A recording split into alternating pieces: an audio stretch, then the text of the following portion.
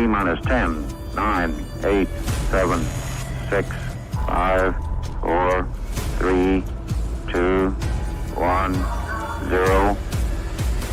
Liftoff.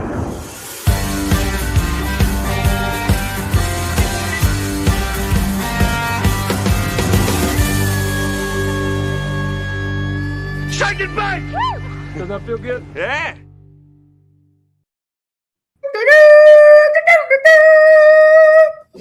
Hey. Welcome, everyone, to episode 3008 of the Shake Bake Show. With Kyle got some stinky something at the truck stop, Barnett.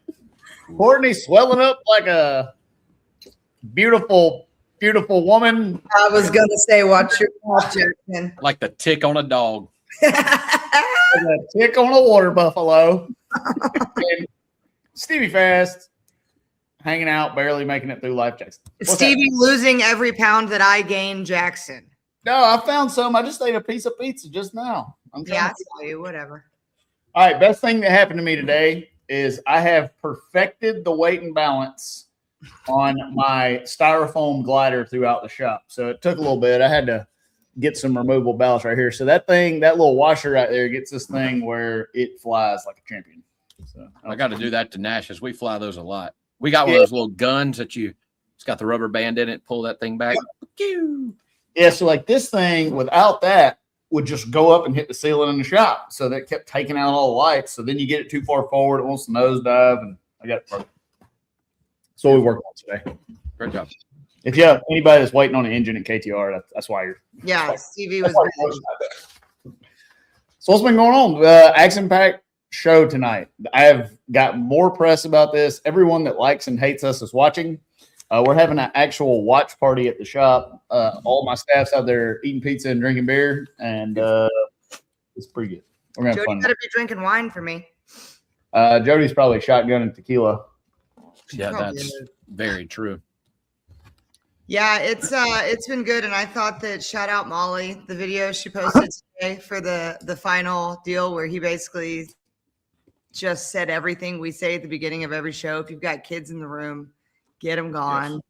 Yes. Now's the time. It's gonna be a good one. Man, this is crazy. All right, Popping off. what are so before we get into highs and lows, it's basically this weird lull of racing. Very weird for our sports. I know not all of y'all are lulling. Me and Lyle are lulling and enjoying it. What does y'all's week look like? Well, Lyles looks like he should be going to the fucking emergency or quarantining himself. Yeah, I'm in really rough shape. But that's part of my low. Yeah, don't be getting the horse ahead of the cart here. The cart ahead of the horse. We took a nice family vacation to the beach. My dad's whole side. There was 16 of us in a beach house in the Outer Banks, which was nice. I've had some time to somewhat attempt to get caught up at the shop, which is nice. Normally this time of the year, we slow down. I think that's for the majority of the performance aftermarket crowd. This is just a slow time of the year. And we really just haven't hit the brakes much, which is good. We're selling a lot of new wheels. People having trouble getting wheels. If you need competition series wheels, Sanders in particular, I have a really good inventory in parts to build whatever you need. I've built some custom stuff here in the past couple weeks. It's been cool, but the shop's doing well. I was actually at Rockingham testing today. I made 8 runs at Rockingham today in Elvira, which part of the reason we ran it in Pro Extreme or Outlaw trim was to get ready for what is now no more for some IHRA. But the guys, Lee and his son and Grant and Hank and Mr. Tommy, they all worked really hard to get the car ready to run that trim, and we wanted to do it. So we went there today and made some really nice runs. I made 4 in it and 4 in the GTO on true 10.5s. So a good day today. The track was great. It was a 128-degree track. The air was just shy of 107, had 107 grains. And on the first full rip of the stripe, we went 354 at 214. It went 901, 236. So I felt like for the first runs on big tires since we've had the car and the first full run to the stripe, that was pretty good poke. So we were pretty happy with today. Hell yeah. That's pretty good. Mm-hmm. Can't wait to get into some of that a little later. Yeah. What about you? What you? You know what my day was like today? Yeah, tell me about it. What all did you eat? I woke up at 9 o'clock because I can. Woke up at 9 o'clock. By 9 o'clock, I already had lunch. And that's your prerogative. And that's the life that you live. And the life that I lived today was, I am awake from like 1 to 4 every night. So whatever. I woke up at 9 o'clock. I did some laundry. I worked. I took the dog to the groomer. I had a meeting that was canceled. I ate like 4 times and I took a nap. So you want us to feel sorry because you have to go to work or something this weekend? Well, I'm trying to like bank energy for Western Swing because it's a lot. But that's what I did today. So today was rough. And now I'm sitting on a padded chair with a lumbar pillow. And I just got back from dinner. Hey, how was the podcast you did? It was cool. It was fun. Yeah, we did Boost and Bullshit last night. And Jessica does such a great job. I was in the green room before, and it was cool being like a guest instead of the co-host. And Molly is not near mean enough to y'all from what I learned last night. She straight up told them, she's like, Steve, you were a dud last week. I'm going to need more energy out of you. And tell them that's how Jess is though. She's from straight up Bronx. Yeah. But it was cool because we do all these podcasts and you talk about the same things with Erica and I, and we talk about completely different stuff. My mom dug up like 100 pictures from the filming of the movie, and we went back on a trip down memory lane. So it was an interview I'd never done before. So it was cool. That's cool. I'm gonna go back and watch it when we get done with the show. It was cool. And then I got off and they started talking about IHRA, and that was fun, but we'll talk about that later. I cannot wait. All right, let's do highs and lows. Wiles, you already said your high, I guess, kind of. I guess we got some videos. No, I still got something else. Let's smoke through our highs and lows promo video.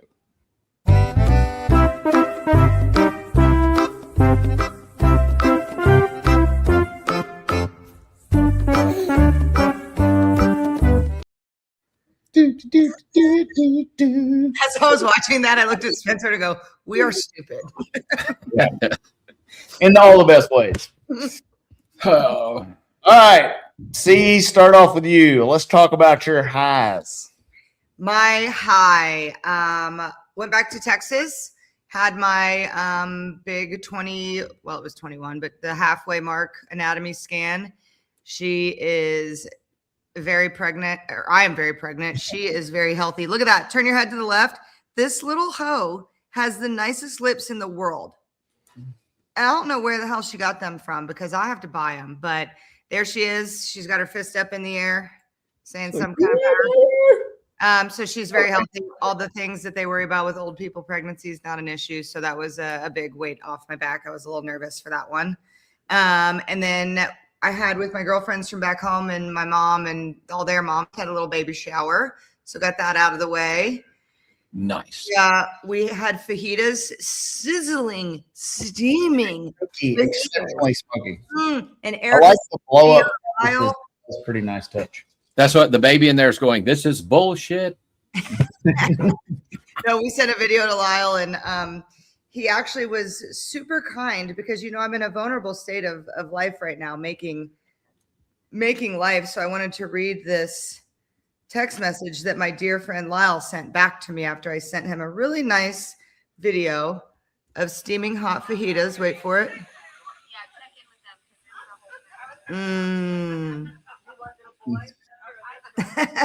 So my good friend Lyle says, parental warning. Put your fucking tits up. You're a mother now, for God's sake. Well, that only took about 7 minutes. Then I mean, like, asking in the aroma of a Porter John, so if the shoe fits, wear it. And then he got that back. So just a basic conversation with my bestie, Lyle Barnett. So that was super fun and got some QT, but I am so tired and I fear my second trimester energy is fading. We're Courtney is thinking about like Steve Arena or something like that, or Lioletta. Lioletta, Steve Arena, Ender's Hyde. Yeah, is leading the charge. Thomasina. Thomasina. We don't know, but I also can promise you that y'all won't know when we know. Steve Arena, Lioletta, Enders, Hyde, Courtney. Yep. So those are my highs. They were fun. It was great. Great to see all my girlfriends and my mom. What you got, LB? I want to address the comment earlier about Bubba Stanton looking for us at Swan Fest. Unfortunately, NHRA St. Louis is on top of Swan Fest, so Lee and I will be in St. Louis instead of Swan Fest. But fear not, should we find time and a location to meet with Bubba Stanton and run these things in outlaw trim, we will oblige. But my high with the beach and all the things, we had a 4th of July celebration at my dad's. My dad bought off of Vivor this giant inflatable projector screen. My son Nash and my nephew Nash's cousin Stetson are obsessed with monster trucks, so we played the World Finals outside in the pool. I think Molly has a video of that. They were freaking jacked. It's cool.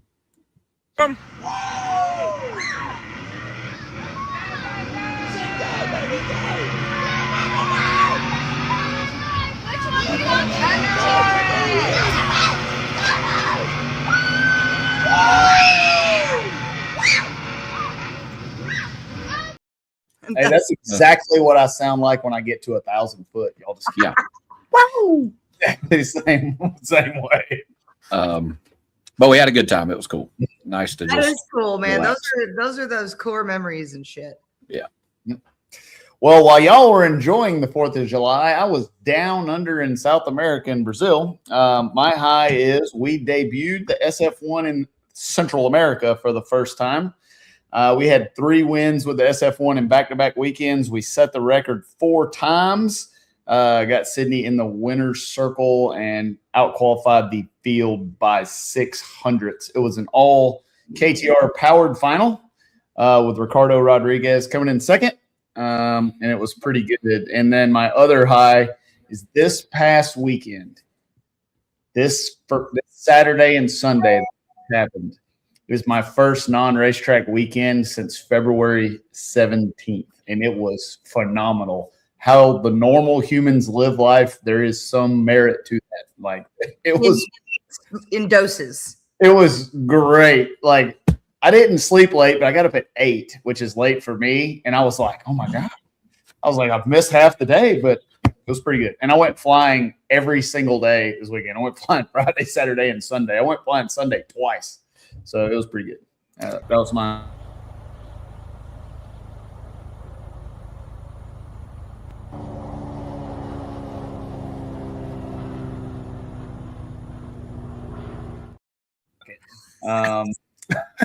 So it was pretty fun. Did a lot of flying. We're going to have a lot of fun. And my other high is I'm fixing to go off the radar for 2 straight weeks. So starting Sunday, I will not see or talk to anyone about race cars for 14 days. I'm going to. Can I also read your text? Mine? Yeah. And I quote, I'm just telling y'all have never seen anyone fuck off like I'm about to fuck off for the next 2 weeks. If there was a Guinness Book of World Records for fucking off, I'd win it. I'm going to make people that fuck off look like they have a job in the Marines. Stevie Fast Jackson. Yeah, that may or may not come from me. I laugh my ass off. But I'm going to EAA, Experimental Aircraft Association Air Venture. I'm flying the Pocket Rocket out there, spending a few days out there doing a little air show stuff, and then going on a trip on my favorite rocket ship for a while. So it'll be good. That's my highs. I kind of forgot. Huh? I kind of forgot that we hadn't had a Words Are Real Hard show since the 4th of July. And I think I gave Molly some because we had a 4th of July party up here in Canada too. And it ended up with an inflatable eagle on the ground, a beaver. Oh, yep. Spencer's pants are missing for some reason. So there's that. And my mother-in-law is wonderful. She dressed up as the Statue of Liberty. And we sang like both countries' national anthems. Spencer got drunk and sobered up like 3 different times. It was quite the day. And there, look at my new Shake and Bake shirt. Oh, yes. Oh, yes. So that's the candy cigarette. I don't need your emails. Kristen made me one on the front so that it could be right on the belly. So it was a great party. That's awesome. I want to respond to comment really quick. Thank you for all the folks that have went to the Fuel Tech and the Holly classes at KTRU. We're selling them out, and so far, very good feedback. Thank all of you for coming. I really love having you in our place, and it's awesome watching you guys and girls learn our craft. It's good. See what you got for your lows. Nothing. I see nothing. I feel like shit. That's about what I got. I think you look great. Oh, this is very nice to me the other day. Thank you. That's the truth. That's how I don't just say that. I think you look gorgeous. I think you're pretty. I am incorporating some race car technology. Mark from DSP is coming to our shop tomorrow, and we're going to pour a seat in the Pocket Rocket because when it's upside down and it's in a negative G dive, my head hits the roof. So we're going to get me a little more secured in there. You're so stupid. So we're coming in. We're going to put a little drag. We're going to bring drag racing technology to acrobatics. Oh, Lord. Oh, Jesus. All right. Well, what you got for your low? I cannot wait. What's your low? Well, Molly has some images. Tell them the truth first. All right. So I was coming home from the shop on Friday. We had a really quick but strong-winded storm blow through, and it blew a tree over the entire road just up from my house. I had to go through the ditch to get around it. The babysitter that was watching the kids had to leave and go that way. I was like, well, she can't get around it. So I grabbed my chainsaw and the side-by-side and rode up there, cutting the tree out of the road. Paid zero attention to the viney devil frickin' herbage that was growing on this thing. And I sent the group some pics, and then I sent Molly 3 new ones from today. You are so gross. Can't see real good. But today's way worse. All of my lower legs are covered. My arms are covered. I have some questions after the show. We already asked him. He said no. I don't know that I've ever had it this bad. It's fucking awful. Terrible. I went yesterday morning. When I was young, it was very common for me to have to go get a shot for it because I stayed in the woods and fucking around. And Monday I got up and I was like, I'm going straight to the doctor's office. And I just went in, turned around and dropped my pants. And I was like, I know where this shot goes. Give me the business. And it did absolutely nothing. I think it's gotten worse. Of course, today I spent 8 hours in a fire suit. So that didn't help. I'm sure that irritated it. Anything at all. I need to do that. So anyway, that's low. It's bad. I'd like to add something to my highs. I am not allergic to anything, including poison ivy or poison oak. I've never had it, but for you people that get it, I'm sorry, but I can eat it. I can rub it all over my face. Like, it doesn't bother me. I swear I can look at it and get it. So I grew up in a trailer park in the woods, so I guess I got it early or something. Yeah, you're freaking immune to it. Lows for me, I have none. Everything's kind of rocking and rolling. Business is good. Everything's pretty good here. Nothing's actually on fire actively right now. Yeah, I'm reading some comments. You should pour some Outlaw beer on that, see if it takes the tinge away. Or drink a lot of Outlaw beer and see if you care. Well, I've been doing that and then just peeing on it. That's for a stingray or something. Whatever. It's what it feels like. I've been raped by a stingray. I want to know if any of this poison ivy originated at the Loves. Were you gassing up the toter home or anything, and then the next day goes an outbreak? I haven't been to the Loves. I wish that was the case. But I feel like the itch would be more concentrated if that was the case, but it's not. You would it's think your barrier of Chewbacca hair would help you. Yeah, well, it didn't. I want to go on record that peeing on a jellyfish sting is not the correct thing to do. Why does everyone think it is? It's a wives' tale. It's terrible. You don't urinate on a wound. Someone did that to their buddy one day and it spread. It's completely false. It's like one of them Snopes deals. Like, don't pee on your jellyfish sting. Bucky's blisters. That's funny. That's funny. Like, you know not to do that because you tried it? No, I just read about it. Like, I went. Oh, okay. Yeah, everything you read on the internet is true. The random shit that I read, and somehow I got stuck in marine biology, and that led me to jellyfish, how jellyfish migrate, which led to why they sting you, and then how to get rid of it. And everybody was like, "Don't pee on it." So I know more. If they ever put me on Jeopardy, I'm gonna kill everybody because I know more useless information besides Joe Davis than anybody I've ever met on. Northland says better than the shits going around. Stay away from lettuce. There's the diarrhea parasite spreading around America. That's true. I can't believe how many people didn't know I was fucking hairy. Yeah, look at him. Just look at his face. It is remarkable. You should see my butt crack. We're gonna talk about it after the show. I got some stuff I gotta know. Also, one more high. I wonder if that's in a random. Oh, that's in a random. I'll wait till that later.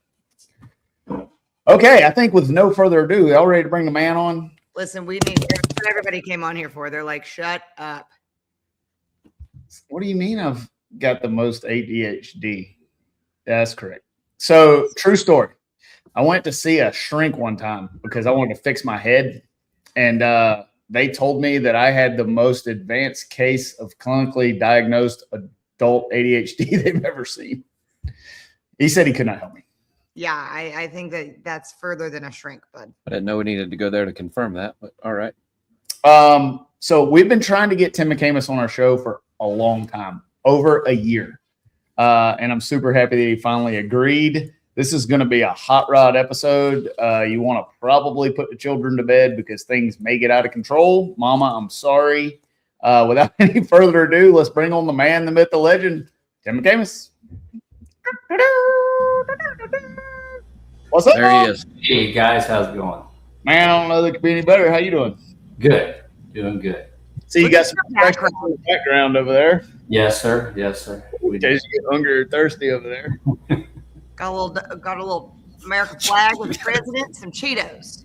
Yeah, well, this is my president, but this is the former president with the flag in his ass. Right? Oh, that's awesome.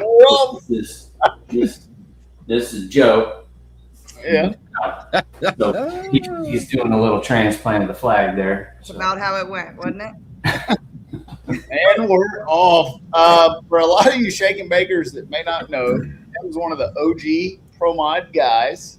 Builds a lot of cars, has raced a lot of stuff. I'm very interested in diving in some into the early days and talking about that. But how are things with Tim McAmis? How's business? How's life? What's new? Working on one? Well, everything's great. Business is good. We've been here a long time, and we've got a lot of surprisingly, we have customers that we have been dealing with for 35 years. So we got a good group of guys here. Things run pretty smooth. Not a lot of hiccups other than normal day-to-day stuff. We've got two shops here. So we have the fab shop and then also the composite shop on the same property. So a lot of activity in both of them, but things are good.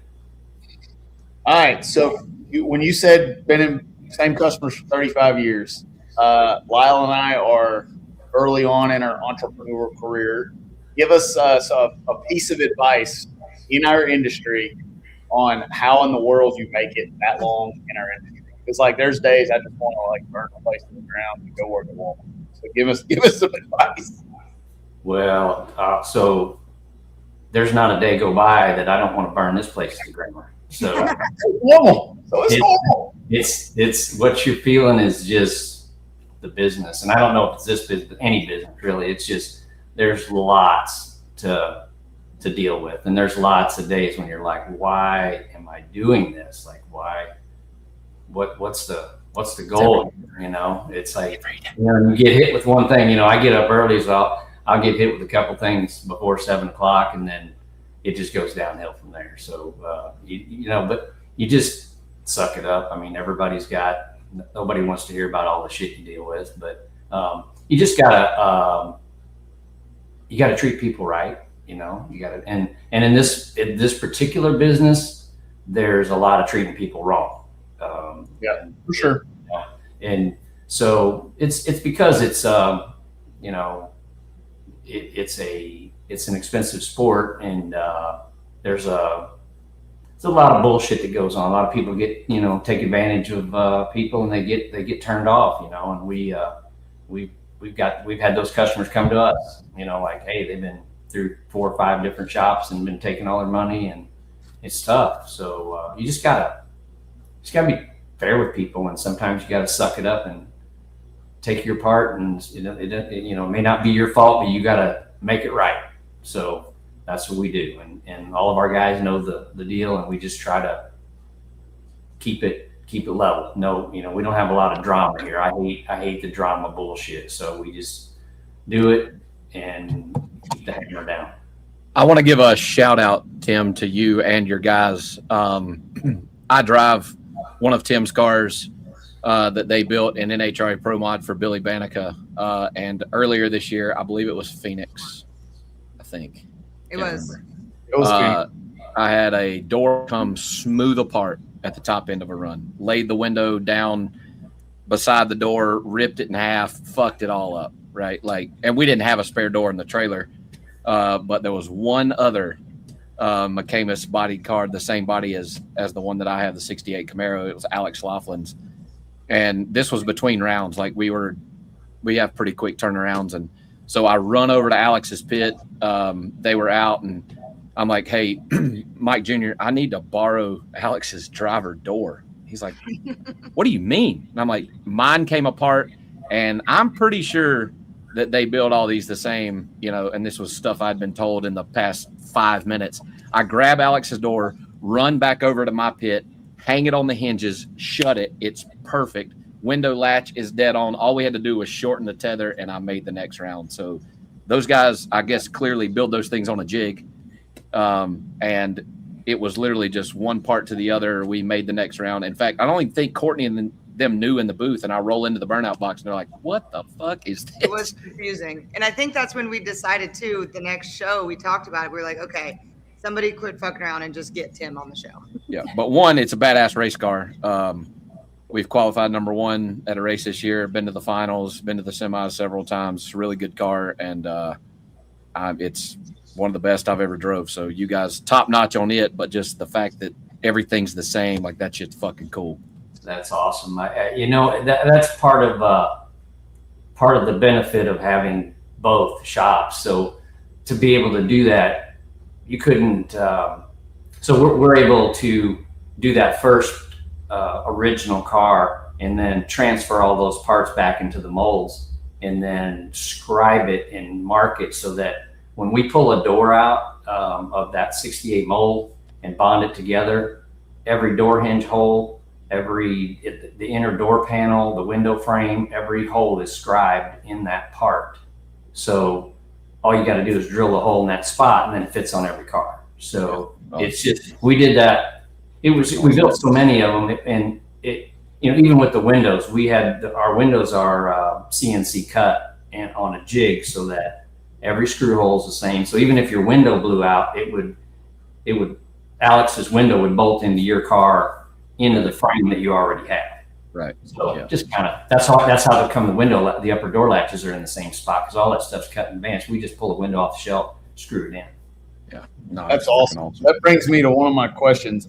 I don't think that people and fans in Pro Mod understand how big your composite shop is and how many bodies that you supply to drag racers. What do you estimate?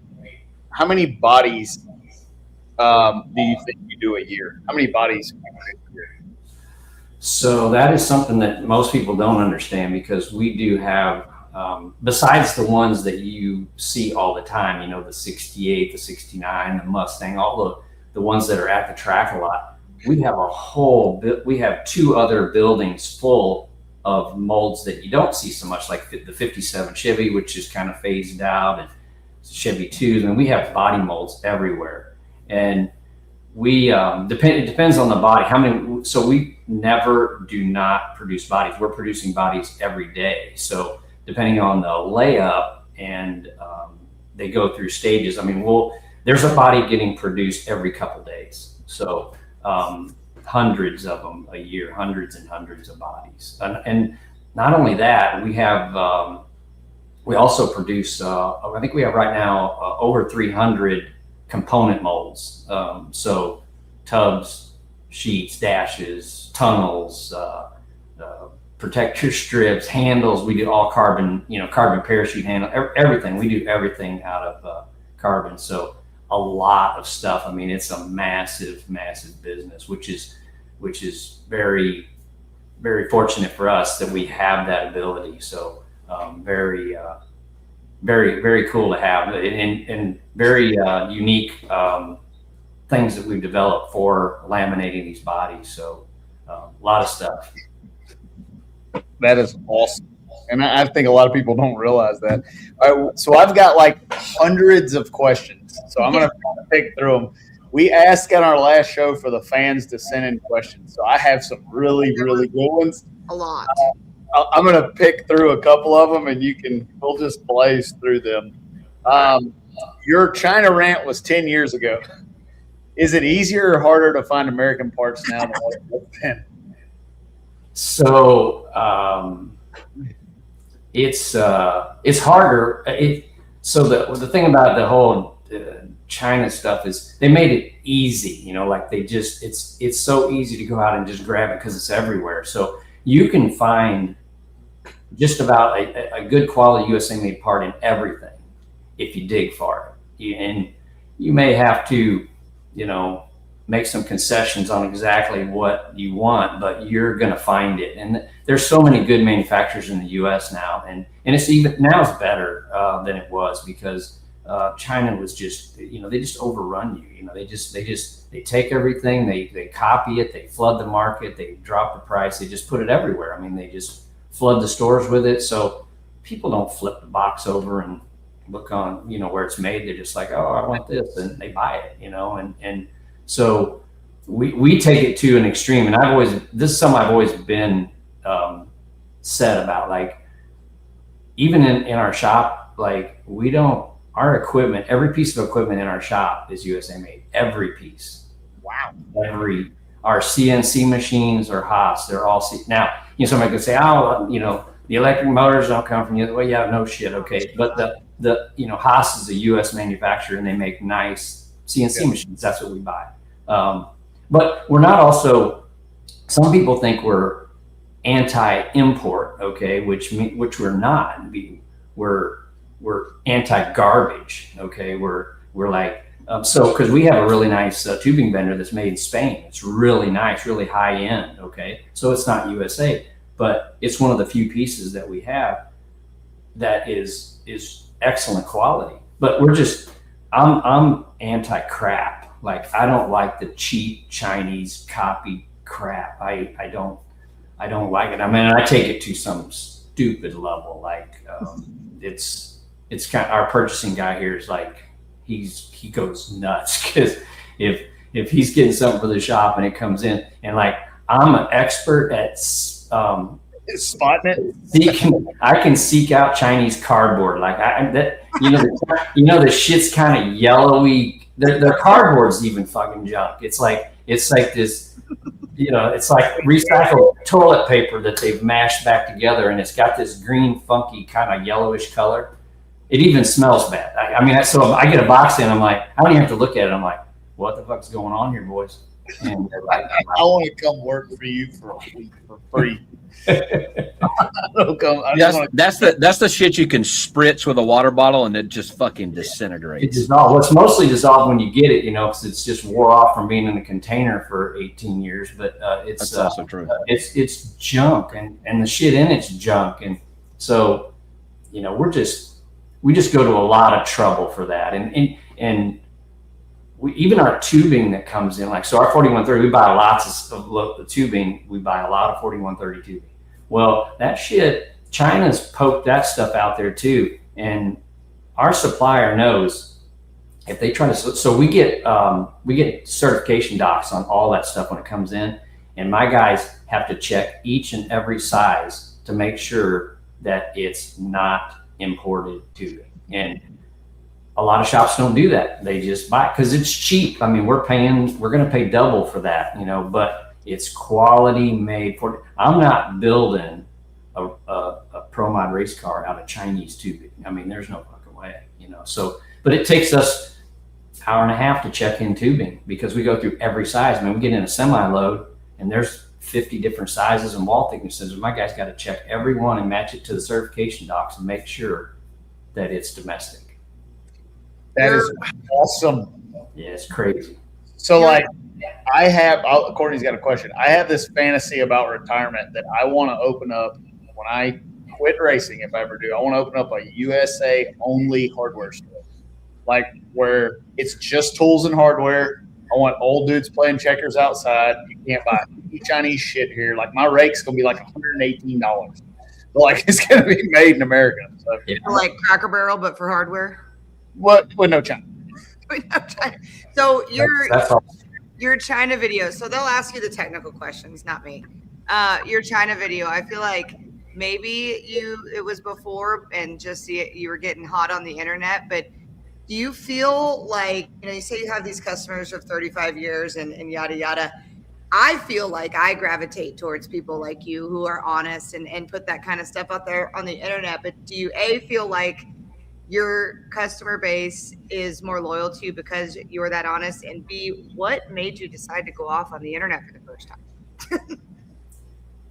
Okay, so I do think our customers appreciate that because and not just our customers, it's just people in general. Like we're in a little small town here in Missouri, and we have it's just farmers and construction guys and stuff out here. I mean, we're out in the middle of a bunch of corn and soybean fields, and people all the time. Diana and I'll be out somewhere, and we're like, "Hey, man, I watched your China video. That's great." These guys are they just see it, and nobody has not appreciated it. Like there's nobody been saying like you suck for that.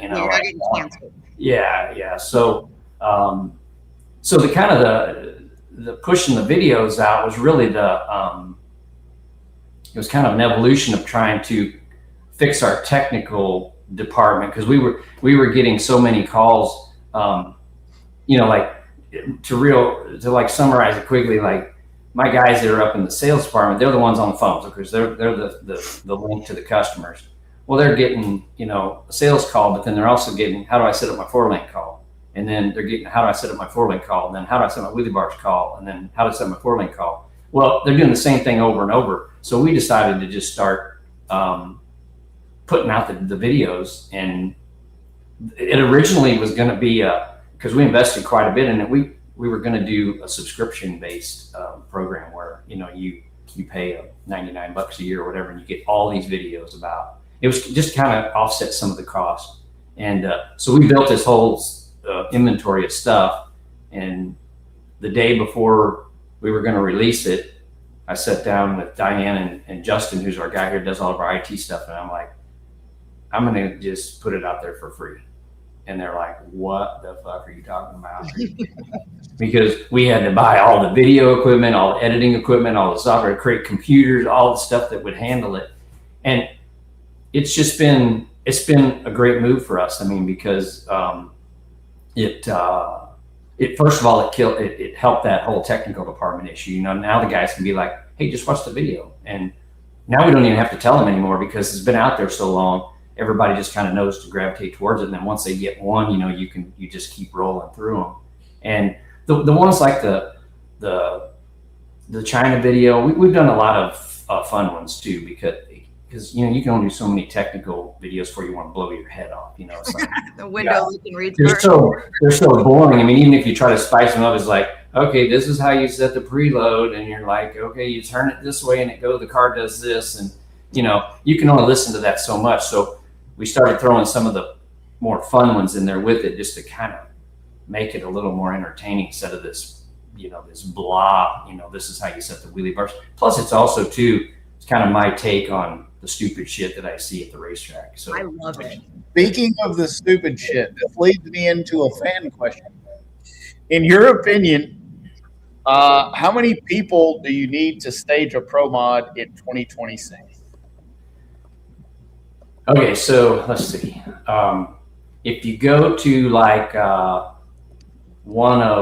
so this is just to stage the car, just just get it in the beams, like not do burnout or anything, or get it up to the pits, but like you want to bring it in. Now this isn't so not an NHRA race because they control that a little bit. They can't have. But like let's say you're going to one of Ducks races or one of the Winter Series, World Series, Pro Mod, something. 37 to 40. At least. To get her on in? To get it in through the water and get it, do the burnout. I mean, you need 7 or 8 to back it up. So then, 5 sets of wheelie bars. What if it hits the tree? How many people do you need to get it back? What I love is when you have 7 or 8 people backing it up and everybody's going a different They're going way. all different ways. They're going. So do you guys have time for a story about hitting the tree? Yes. Yes, we do. Okay, so when I drove, I didn't like anybody around my car. Okay, so I figured if I'm going to drive this, I know where the water is and I know where the rear tire on the car is, so I can set it in there. And so before I ran, I would go and pick out a spot on the track where I wanted to be, and then I'd go get in the car. So I kind of knew what was going on up there, but I like to do my burnout. I like to back myself up. I didn't need somebody doing this. Okay, I can see where I'm going. I can see where I'm backing up. When you get past the tree, you know where you can stop. So it's not too much. And I don't like somebody doing this, like they're doing this and then they're giving you this on the hood. I don't like any of that shit. So we're up in Stanton, Michigan. This was at a IHRA race, and so we were number 1 qualifier. We were running a roots blown car, and if you were number 1 qualifier, you could stay to the back. Like you could get to kick, you qualify, you go to the back, and you could run when you wanted to run.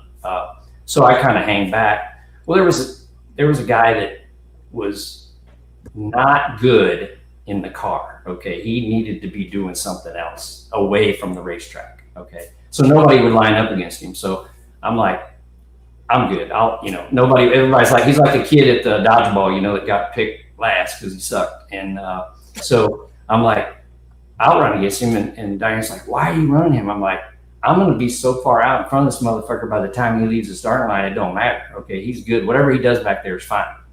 So I do my burnout, and I put it in reverse. I'm backing up. And one of my guys, Bob, that's been with me from the start, he comes running around in front of the car, and he's doing this, like, stop.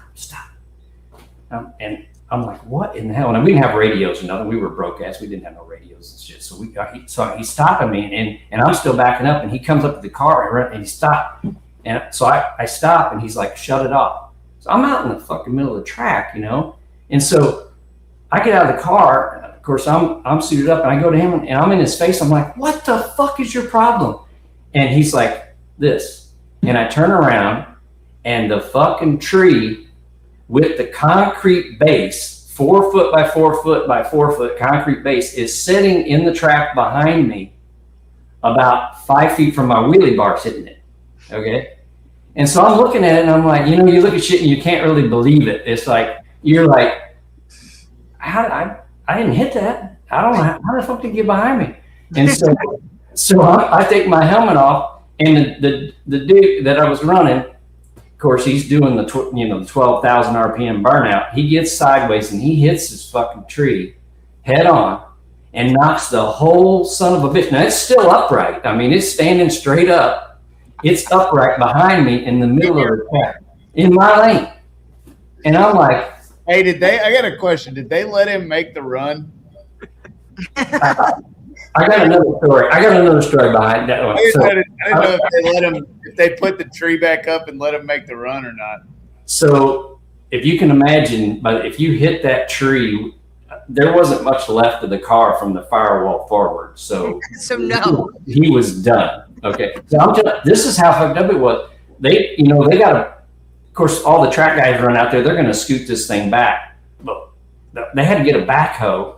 They had to get a backhoe from the other end of the track and drive it down there and hook onto it with a chain. So imagine we're down for a minute, right? So they're dragging this thing back into the place and wire, because all the wires now are ripped off of it. So they got to rewire this thing. And so we just pushed back, and they're like, "You still want to run?" I'm like, get the thing lit up and we'll run. And so we fueled it back up, and they drug his shit back to the trailer, and we made our pass. And so that's just some of the shit. I mean, I don't know how much time y'all got for stories like that, but there's plenty. Unlimited All time. All the time. I'm telling you, if you want to talk burnout tree stories, I got a few. I got some shit that we've seen. So out of everybody that you've seen crash into the tree, how many of those competitors went on in competition to win the race? None of them. I've never seen one hit the tree. We have. In the race. I know. I didn't know where you stood at on that. I've personally not seen it, but I've seen some stuff that you guys would probably not believe. Tell us something that we would not believe, because I've seen a lot of crazy shit. So I like hearing this shit. Okay, so we're in Darlington. All right, so this is going back. Now this is in the early '90s. Okay, so we're running. This is when Pro Mod was brand new. So there was some crazy shit. There was a lot of characters out there too. There was a lot of cool guys. There was a lot of crazy shit. I mean, like Scotty Cannon, Eddie Hoover, Blake Wiggins, Michael Martin. They create good, super good guys, but they had a personality, and the shit was wild because it was new. So we built the car for a customer. So I'm not gonna say any names, but he was a little wild in the car. Okay, so we're at Darlington. Now he didn't hit the tree, but he hit the retaining wall on the right side. So he's in the burnout. And he gets the thing sideways. Of course, he gets out there, and what does it do when it gets sideways? You let off the gas, which is a mistake, because now it hooks up, and then you're going whatever direction the car's pointing. So he whacks the retaining wall. He's in the right lane, hits the right concrete wall, and knocks the strut in the front wheel off of the chassis. Okay, broke it off at the top. It's still connected by the lower control arms. So he's backing up. All right, he's backing up down the track. He doesn't know how hard he hit this. He hits it, and he's dragging the front tire and wheel and the strut back with him.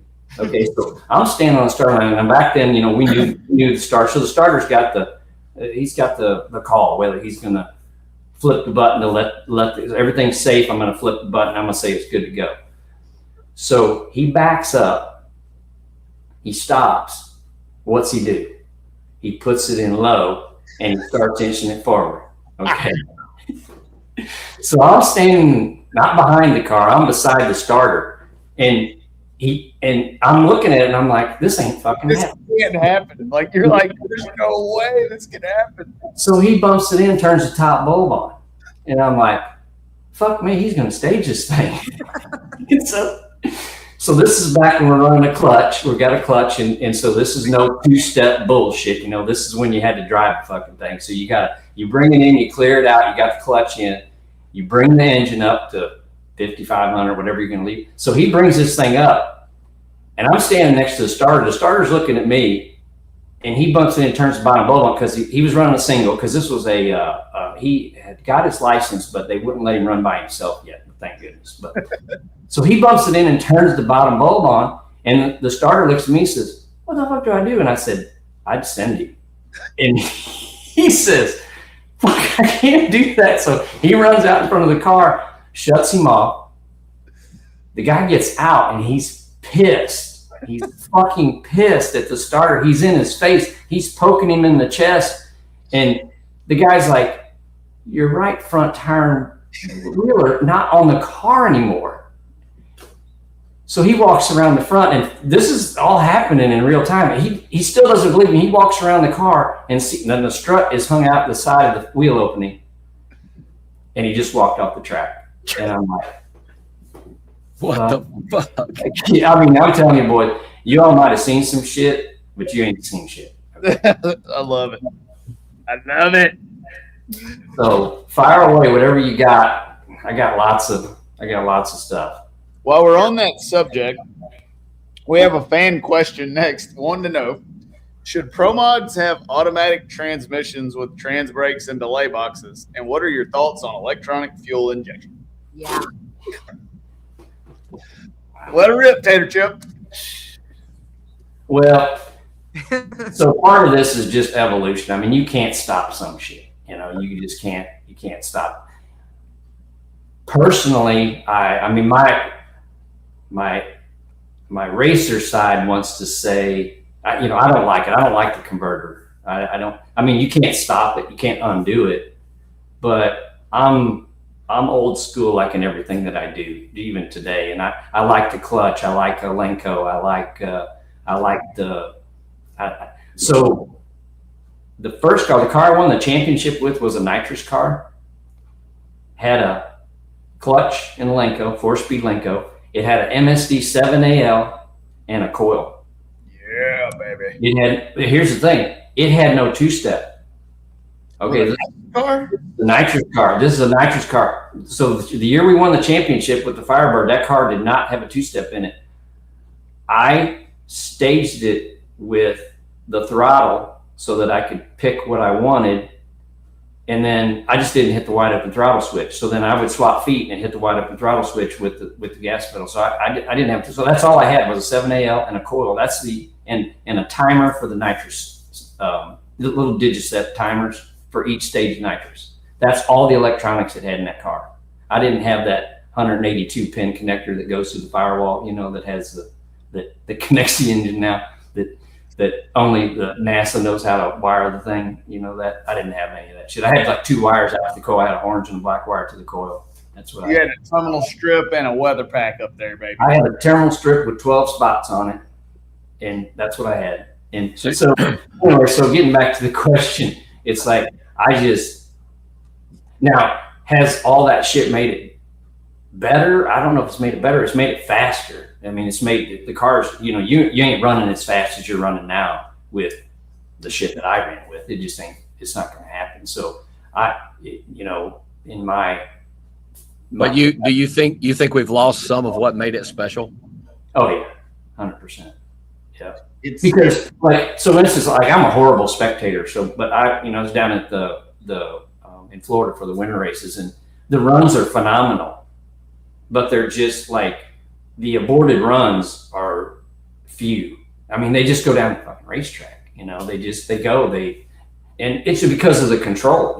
There's everything's monitored. I mean, there's more data running through them cars now than it took to get to the moon in the 60s. I mean, it's just crazy. So all that data is what's makes them clean. It makes the runs clean. It makes them nice. And they're fast. I mean, you're able to, and the tuners now are so good. But when we were racing, I mean, you drove the car, you drove the truck and trailer to the track, you tuned the car, you drove the car, you fixed it, you did everything. It was you and some free help guys that went along with you. There wasn't tuners that dug into that stuff. So I don't know. I think racing is, in general, is way better than it was. I mean, it's safer, okay, because those runs where your tire's shaking and you're sideways or you're smoking the tires, I mean, they're cool to watch from the stands, but tear up a lot of shit. So the cars are much safer now. The runs are clean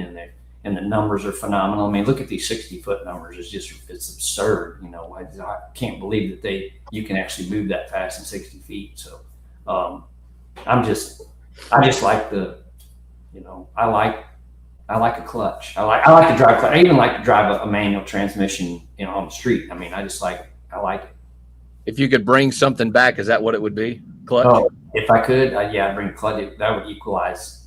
It would kill everything though. Nobody could drive it. I mean, the transition. I mean, there's still guys out there running. Jim Halsey's still running, and some of those guys have been around for a long time that ran with the clutch back in the day. They could get back, but most guys couldn't even they couldn't. Do you drive. think that there's room for a touring nostalgia Pro Mod series? Do you think that there's enough of us that could do it, that if we brought back legacy electronics and a clutch, that we could get enough cars to do it? I know the fans would love it. I know the racing would be awesome. I know that it would be cool. You think we could put together 16 people that could do it? I don't know. I don't know if you could or not. You know, a lot of those guys are a lot of guys that would want to drive that are older. I don't know if it would be cool to have some of those cars, you know, out there, but I just don't know. What's that? I think you could put together an eight car. Yeah, you could probably put together 8. I would love to there's try just it. so much. There's so many ways to race now. There's just so many. You know, there's a lot of, you know, Pro Mod's not really pro. When I raced, Pro Mod was one class and ran at IHRA, and that was it. There was, you know, now it's a Pro Mod car is really classed by what tire you put on it and what weight, you know, like, so you can run that car. I mean, even small tire stuff, you know, started out is more of a, not a Pro Mod car with small tires, you know, but now they're the same car. You build the same car for 275 car, same as Pro Mod car with small tire on it. It would weed some shit out. Yeah, it would. Yeah. From a business standpoint, it would be detrimental because the amount of people that could compete would get way smaller. Yeah. But the driver could influence the win and the performance of the car again, and I love that. I was one of the people leading the charge when we got a little bit of driving back in Pro Mod in 2018 and 19, where the driver had to shift the car in NHRA. We got it for like 5 races before everybody flipped completely out about it. But it really shook the field up because the people that could drive were faster and the people that could not drive were slower. And it didn't matter how big your checkbook was. And like for me, I was like, this is awesome, but very short lived because all the people that couldn't drive said we're not racing anymore. So yeah. So when we were racing, I mean, towards the end, I stopped driving competitively in 2005, but that's when some of that stuff was starting to trickle in there, you know, like, you know, blown cars like Al Billis, if you know him, he's the one that perfected the 2-step on a blown car, because everybody's like, you can't put a blown car on a 2-step, you know, it's going to disintegrate. And it was very mechanical. It was a bunch of weird bullshit going on to do it, but he did it, and it made it easier to drive because, you know, a lot of guys can't swap feet and keep the engine at a steady RPM. So, and then 2-step on a blown car and auto shifters and, you know, just everything, just taking the driver away and automating it, you know, makes it just starts cutting back on the skill level, I guess. I mean, you still got to have, you know, there's still skill in driving, but it takes the fuck up factor out of it. that leads me to the next fan question. How are sales of the Pro Mod starter kit going? Are we still rolling those off the shelf? So you guys may not know this, but this is a real product for us. Okay?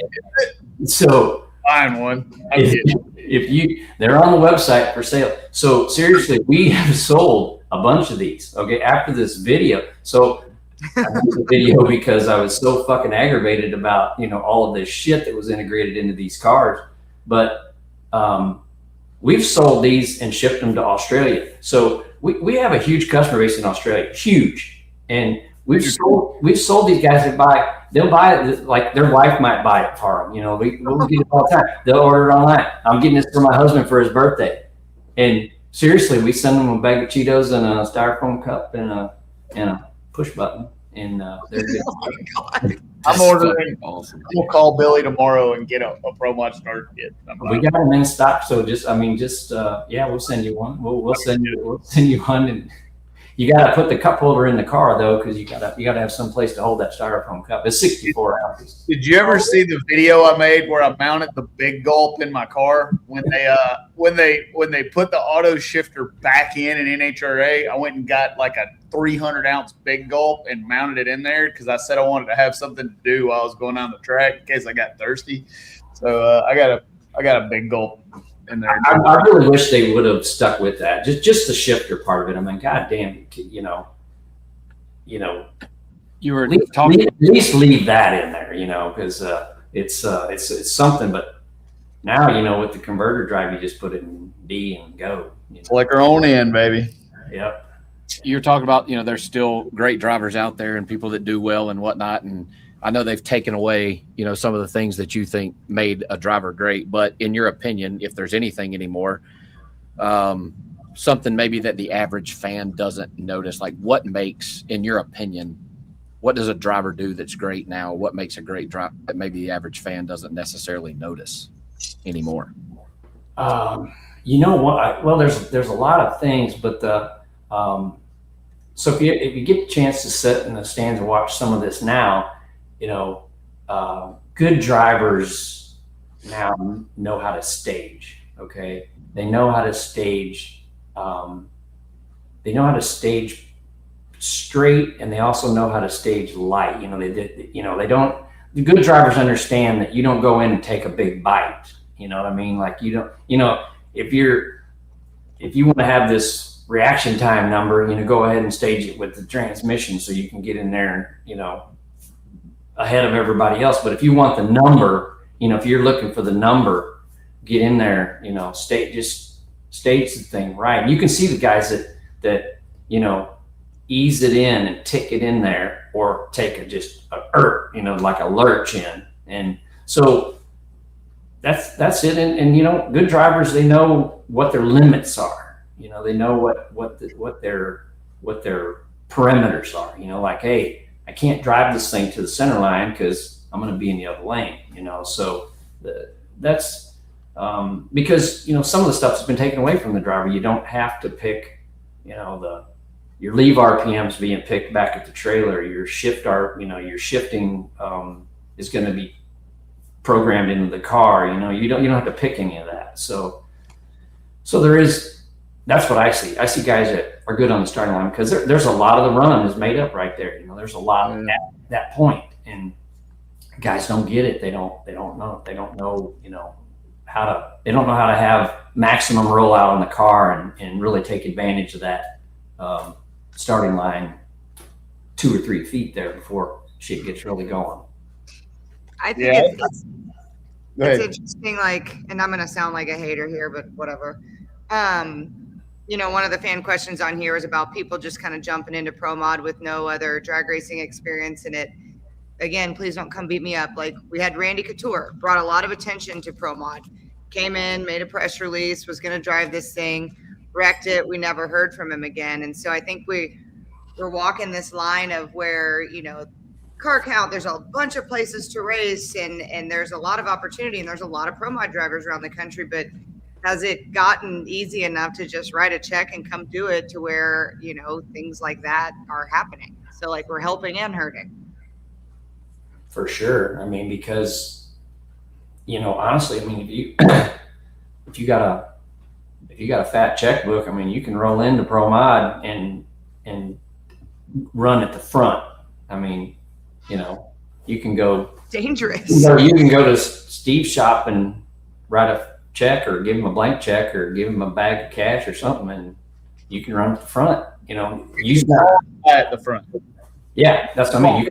You can run at the front. You can qualify at front. You may not win the race because you still got a lot to it. But the thing is, you can get. There's packages now where in the old days, you know, it was very, you did everything on your own. There wasn't a place to buy a package. Now you can get, you know, and with the tuners and stuff like you're doing, you know, training new tuners for the future. I mean, those guys are, you know, that knowledge is so critical now. I mean, and it just makes sense, like what you're doing with the university, because there's not enough tuners to go around. You know, there's too many cars and not enough guys that really can tune them. You know, some of these guys are tuning 8-10 cars at an event, and gets to be too watered down. So it's just, you want to go pro mod racing. I mean, you just got to go to somebody and say, hey, I want to do this, and pick the right person, and you can run. It's kind of scary. It is scary. For not only that person, but I mean, we see it in the pro categories too, right? Like you just bring a check and go, and we get to the point where it gets dangerous running by some people, and it's not even just them you worry about. So, well, for sure, because even like in pro stock or something like that, I mean, you can just rent a seat. It's like, how much it costs me to drive this at the next race? Oh, well, go get your license here, and we get that taken care of, and then you can get in a car at the next race, engine complete, crew, everything done. All you can do is show up. That was one of the things that really made me respect Tony Stewart, is when he went and drove the pro stock car and declined to get his license, because he says he did not feel like he was where he should be to have a pro stock license. That was pretty cool. Yeah, that is. That's awesome. Not many people want to say that. Right. So what is this is another fan question. You make all kinds of parts for race cars. What's your favorite product that you guys make? Do you have one thing that you love building or love making or love machining or love, what's your favorite thing Tim McAmis race cars make? You know, I don't know if there's a favorite. We have a lot of guys here, and you know, we're making parts constantly. I like developing new stuff. Okay, so that's one of the things we try to do, like you know, like our adjustable pedal kit. So for years I kind of thought about this because you know, we build a car and build it for, you know, like a guy your size. Okay, my size, you mean about the same size, and then run that car for 2 years, sell it to somebody else that's 6'4", 250 or something like that. You know, you got to cut the car apart and resize everything for the driver. So I like making stuff like that. Like that pedal kit took a while to get it figured out, but I like seeing it in cars, and I like seeing, because we get a lot of input now. Of course, social media, everybody takes a picture of everything, and so they send us a lot of stuff. And there's some creative guys out there, and it's neat to see those in really cool projects. And they don't just, I mean, them things aren't just in drag racing; they're in every kind of vehicle you can imagine.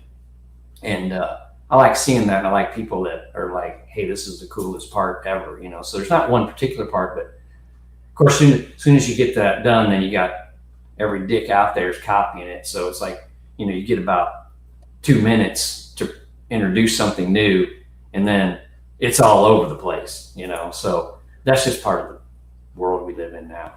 You know, that's one of the most difficult things here, is like, same as you, we pour ourselves into something new, and you've got it literally for about 5 minutes. I tell my staff all the time, if we're going to release something, you better be ready to release it and sell what you can. Yeah.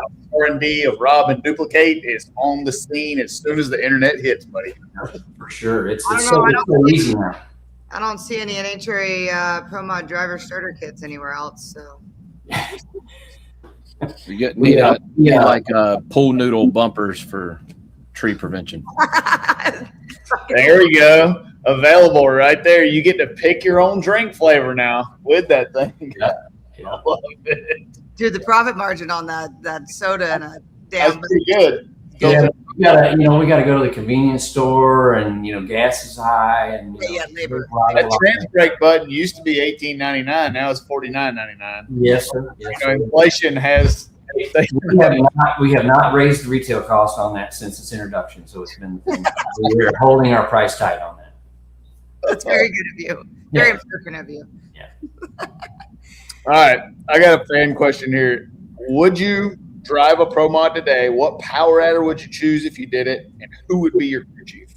If you could put together the Tim McAmis, I'm coming out of retirement, I'm going to drive today. Would you power adder? Where would you race it? Who's your crew chief? Oh man, so I wouldn't drive. First thing is, we're not doing that shit anymore.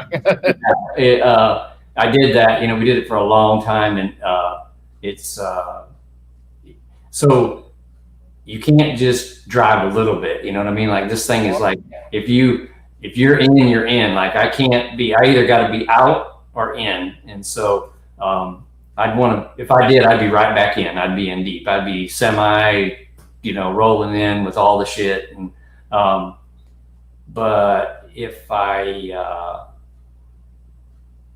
would probably like to have Phil Schuler for my crew chief. Woo-wee. That's a tough one right there. Okay, so you know why? So Phil, this goes back to Scotty Cannon. So this is back when he worked for Scotty Cannon when he was still in Pro Mod, and then they got that Oakley deal, and we're going nitro funny car racing. Like, so he's a nice guy, and I don't know anybody. I mean, think about it. The fucking guy can tune a nitrous car, a roots blown car, a screw car, a nitro car. How many fucking people can do that? How many people can tune all those things and be good at it? Not many. He may be one of one. I know. That's what I'm saying. Like, he can, like, it's what do you know, he'd be like, hey, you want to be my crew chief? I don't know what, he don't even, like, what are you going to run? It doesn't matter. Just whatever you got, I can tune it, you know? Phil Schuler has more drag racing experience than anybody else I know. He ruined my life when I went racing with him when we first started racing when I was a kid, because he made me buy more spare parts. He's like, and he would raise hell at me all the time. He'd be like, his favorite quote is, if the part in the trailer, you can't bolt it right on the car, it's not a spare part, it's some shit you're hauling around. So like, but Phil has also told me I'm stupid more than any human being on the planet. So you know where you stand with Phil. Yeah, see, that's why he's perfect. Like, you know, he doesn't have to sugarcoat. He doesn't have to kiss your ass, and you know, just because he needs a job, because he doesn't. You know what I mean? But like, you know, nitro cars, I mean, they're just bastards to tune. You know, so it's like, and then you take a nitrous car, which is so far at the other end of the scale, and be good at that. It's crazy. It's very, very talented person. Yeah. All right, so we actually got a lot of pictures of this car from your team, and we want to talk a little bit about the art in painted pro mods, the Mike Knowles Mob Edition car. You couldn't wait till the end of that sentence to throw the old zinner in? No, man, you just got to do it mid rip. Make sure I really get the full effect. You know, I wanted a little bit before, and then I wanted to finish with some pizzazz. So, see it? Fuck you. Anyway, we want to talk some about the Mike Knowles Mob Edition car. Okay. And you know, now we've gone to, and I'll be the first one to admit that if I built a brand new Pro Mod today, it would get wrapped just because it's fucking easy to fix. If I fuck it up, you know, scratch it, whatever, door falls off the trailer. Yeah, whatever. But Molly, I think you've got some pictures of that if Tim just wants to background talk on some, but God, that thing's fucking cool. That's right. Yeah. So that thing is, it was just a crazy build, but that this kind of thing here, this is what I like to build. Okay. Because we got to do whatever we wanted. We got to make whatever we wanted on it. We didn't have a time frame. So Mike is, this isn't just like a theme thing. He's like seriously fucked up with the mob. Like he knows all these guys. He knows all the history of them. He knows all the shit. So there's a picture of the Tommy guns we made for the wing supports.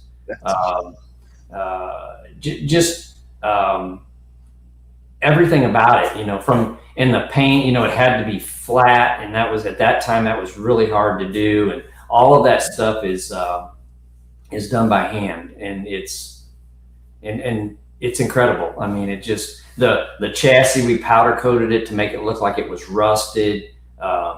Everything about it, you know, that we painted the fire bottles, we painted the fuel cell cover. I mean, it was just it was too nice to race. I mean, all the money is real. Those are real hundreds on there. It was a. I could never have cranked it up and raced it. Yeah. I never raced it.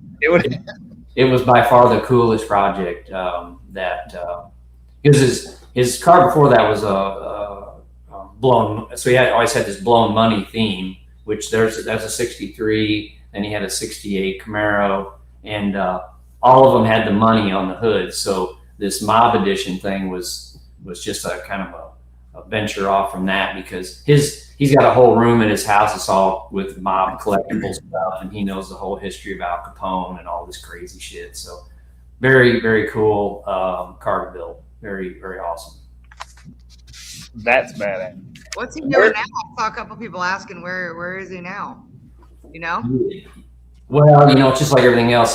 When he was racing, his kids were small, and then you know, they get a little older, start to get into, you know, high school and their stuff. And, you know, honestly, if you have a family and you race, you miss out on a lot of shit. Okay. It's just the facts. It's facts. It is. The racing is mind numbing. Like Steve was saying, how many weekends you've been at the racetrack since February. I mean, yeah, it's so they get to, you know, he's just like, hey, I want to spend some time. I want my kids to be, you know, in college, and I've missed everything that they're big into wrestling. Mike wrestled in high school, so his kids got into that. So he wanted to be there for that. He sold all that shit, and he took the race car shop and made it to this big gymnasium, and that's what they do. That's badass. Yeah. I don't know that we're supposed to race as long as we race. Like, I have a theory on life. I think we're all supposed to kick the bucket at 32 years old. And I think that when we live longer than that, we're defying physics, and that's why it's a pain in the ass getting old. I think we're supposed to race for like 4 or 5 years and then be out. And then the new people are supposed to come in and do it, because it is a life-encompassing sport to be good at drag racing. I mean, it is multi-generational in my freaking case. I don't even know any better. My dad just brought us with instead of missing. Yeah, I think some people race too long. You know, I think that they race. They first of all, you get in this this Groundhog Day effect, you know, where it's the same and you don't know how to get out of it. Every day is the same and you just get stuck in it. I do think that there's a time, and for us it was, you know, in 2005, our business was crazy, racing was crazy, and we were running well. I mean, we were running good. We were winning races and we were qualifying in the top 5. But that's the time nobody wants to get out, you know, because there's like, I could go the next race. I'm going to win the next race. So it was a good time to stop, because it's, you know, we needed to concentrate on our shop, you know, and racing takes that ability away. Stevie, it's kind of I know it. I know it. I get all kind of shit because my car is parked right now, but you can't do it. You cannot grow your business at the level that we're trying to get to, and be as good at racing as I have to be to do it. I can't. I'm like you. I'm in or out. I can't half-ass anything. And like when I'm racing, it's getting all of it. And when I can't give it all of it, I'm not racing. And that's the kind of ebbs and flows. Yeah. And for us, you know, like I said, when I was at the racetrack, I didn't go there to make friends. I didn't go there to meet, you know, hang around and eat hot dogs. Okay. I wanted to win, and I wanted to qualify number 1, and I didn't want to listen to no bullshit. But if you're in this business, then, you know, we had customers at the track. So it's like, you know, so we at one time, I mean, you know, we'd be at the race, we'd have a national event, we might have 25 customers there racing too. And they need something, need help, need this. And so I didn't want to, you know, I'm like, I wanted to race. Okay. And I had one focus when I was there, and that was to win. And so you gotta have a little check on that sometime and be like, I can't, you know, these people spent money on their car and they need help and they want to run good. They're trying to have fun out here. But most people lose track of the fun factor in racing. They make it too serious, get too fucked up with it, and become dicks at the racetrack. And I do. Well, that's just it. I mean, it's competitive. It's expensive. It's competitive. It's, you know, competitive people race but I tell every new customer that I get, I warn them. I sit them down. I tell them, if you let me, I will take all the fun out of this sport. We will micromanage it to the point where you hate it. So you have to help me not do that for you, because I will ruin it. A lot of people let drag racing. They get it to a point where they're just miserable. You know, they take the fun out of it. That's like they get too overcentered with it, and then it becomes miserable. You know, so it's still supposed to be fun. Still supposed to be fun. What do you think the true state of drag racing as a whole is right now? Like, what's the TM opinion of where we're at with racing? Good, bad, climbing, dying, growing? What do you think our state of drag racing? I believe without a doubt that drag racing is in the best place that it's ever been. I think there's the most, there's the best competition. I think there's the most people involved. I mean, there was a time when I was like, yeah, shit, boys, you know, this thing's kind of flattened out here, but it's because of the promoters, you know, like Donald and you know, Wes putting on the Winter Series stuff. I mean, those guys have made events that are bringing in people. Like they're like, oh, you know, like everybody, I got to go to this race. I mean, look at the how many cars are trying to qualify at these races, and you know, you go to the World Series of Pro Mile. Look at the amount of hardware that's there. I mean, just from a business standpoint and from our, like, and it's not just in the US, I mean, it's everywhere. Like Australia, they're blown up. I mean, I think drag racing is better than it's ever been. I think it's in the best shape and the most interest than the whole time I've been involved in it. I think some of the promoters don't get enough credit for creating a stage for us to be superstars, because we can't do it without the stage, right? Yeah, I think that a lot of the promoters don't get enough credit for doing that. No, they don't. Oh, I'm sorry. Go ahead. No. Everyone's here to hear you. So I think the promote. You know, there's so much. So there's the racing side, and there's this whole other world that is the promotion side, and it takes somebody like Donald Long to promote and to blow shit up and to be the kind of character that he is and to make the event pack, you know, Valdosta out. And them guys don't get enough credit, because that's a suck fucking job. Because guess what? You know, 90% of the racers are pissed at you because you parked them in the wrong spot, or you added weight to their car, or you took away their privilege to the concession stand, or you somehow couldn't control the rain, or I mean, they're pissed all the time. I mean, and so it's a thankless job. And not only that part of it, so they got the racer side that they got to appease, but then there's all the back side. There's the track safety guys and which don't get any credit for anything. No, they don't. The guys that are in the water box all day that are brooming the track, and the starter that's standing out there sweating his ass off, and the poor bastards on the other end that are sitting out there there's in no shade all day, dragging your ass off the track, or you know, the guys in the ambulance, the safety guys that are there, the fire truck guys that are coming out in full suits, and you know, those guys, the promoters got to deal with them, and they have to make sure that all that's in place. And we did. Diane and I got involved in some of this promotion back in 2011, 12, 13 with ADRL stuff. And there's just a whole other environment. Like if you don't ever get to experience that side of it, you don't know. Like I was clueless. I didn't know how much this shit really goes on. This is what you got to do to put one of these races on. There's a lot, man. There's like, it's insane. And like, I'm a very, like I have to be on time. Okay. Like I'm like both Medina and I, we have to be on time. Okay. Like we're going to be somewhere, you have to be on time. So when we were doing it, I'm like, the shit's starting on time. All right. If we say we're going to start at noon, we're spinning fucking tires in the water at noon. Okay. This ain't 12:05 or 12:10. This is fucking noon.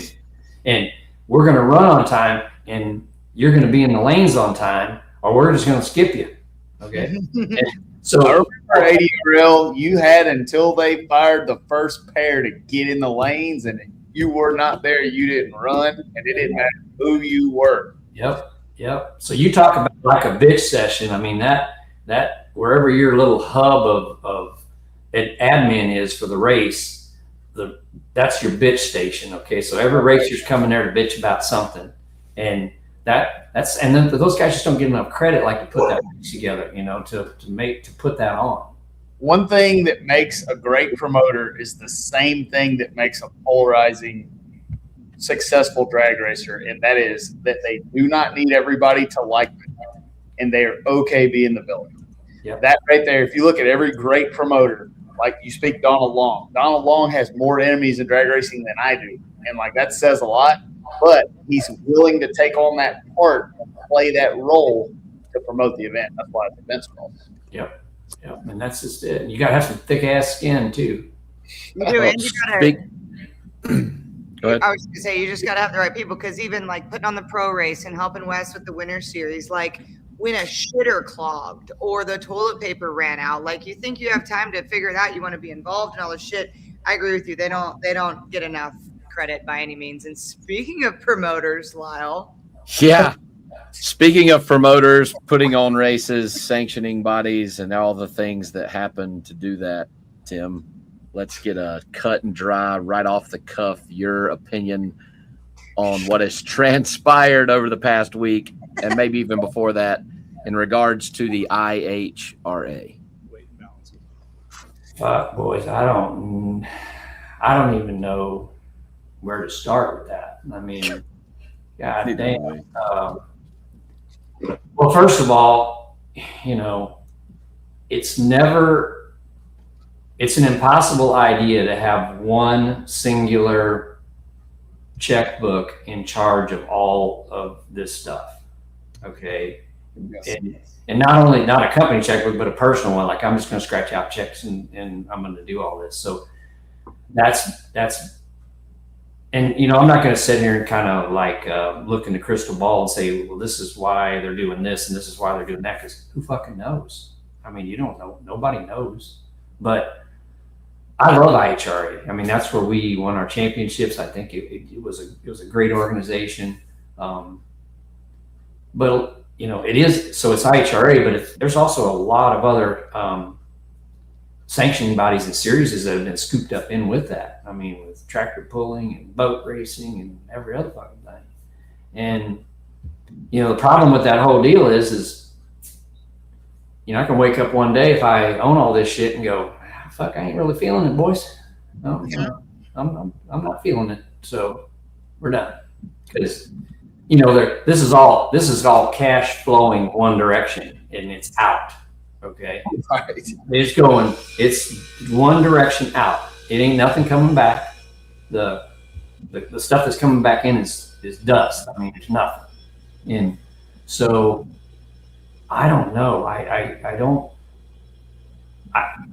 can wish it would be good. I can wish it would be, IHRA would be great because it's a great organization. I just don't know. I just, this whole thing of being owned by one person and, you look at, the things that I look at are like the management, been a lot of rotation in the management. I lost track of how many presidents there's been of IHRA in the last year. I mean, it's just somebody different all the time. And then there were some good people involved too. There was like real deal people, like real motherfuckers that know racing, that know, and they're out, they're gone, and so, and now there's people in there. It's like, who the fuck is this guy? I don't know who. Now it's guy. What is he? I don't know who this is. I don't know. I just don't know what's going to happen with that. There's all these conspiracies out there. It's just like everybody's got an opinion on what's going to happen with this thing. I don't know, but it's like, just in the last week, it's been every day. There's been some kind of like, oh goddamn, oh shit, that instead of like, oh wow, this is awesome. It's been like, this don't look good. So, and like middle of the year too, like that's the part that scares me with the racetracks and everything and all the people that, it's one thing to have some silly season news and like, hey, the books didn't make sense. We obviously can't be doing this, but I think what took everybody her surprise was just, straight up middle of the year canceling. And I want to preempt all that with, because there's a lot of talk about it all over the internet and all over the podcast, like talking about what happened and having concerns, I think, that we've all voiced, is not talking shit or wishing that it failed. Like Tim just said, and it's in a healthy place and we want a place to race and yada, yada, yada. But they're just where I feel like a lot of red flags that just waved very heavily too soon. And it even caught me off guard, those of us who were skeptical of this mid-season just like drop off. Yep.